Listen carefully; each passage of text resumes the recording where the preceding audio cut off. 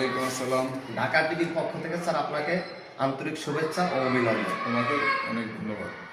Sir, আপনি শিক্ষক নেতা, বিএনপি রাজনীতির সাথে আপনি সম্পৃক্ত।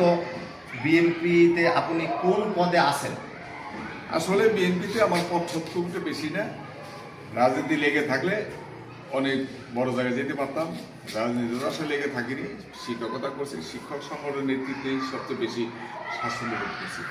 আমি আমার ইউনিয়ন বিএনপি প্রতিষ্ঠাতা মহাসচিব বদরুল্লাহ চৌধুরী সাহেবের ইউনিয়ন, সেই ইউনিয়নে আমি পরপর 3 বার সভাপতি ছিলাম। সেটা 2006 থেকে 2017 পর্যন্ত।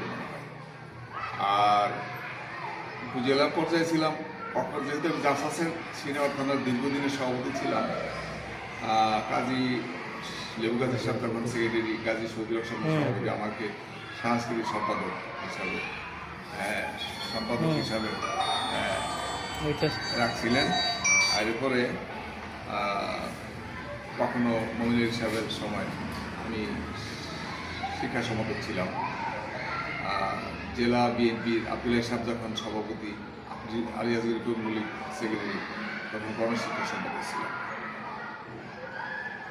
2012 সাল থেকে মুন্সিগঞ্জ জেলা জিয়াপুরের প্রেসিডেন্ট। আর একটা অঙ্গ সংগঠন করি আমি, বাংলাদেশ জাতীয় দল সমবায় দল। ওই দলের আমি ভারপ্রাপ্ত মহাসচিব ছিলাম, যুগ্ম মহাসচিব।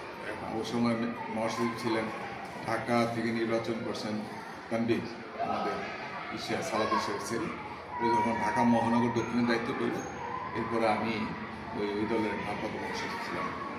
এই হলো রাজনৈতিক পদ। এখন সবই সাবেক, শুধু জিয়া পরিষদ আছে আর সমগ্র আছে, আর সবই সাবেক। জি স্যার, 12ই ফেব্রুয়ারি 13 জাতীয় সংসদ নির্বাচন। এই নির্বাচনে বিএনপির সফলতার জন্য আপনি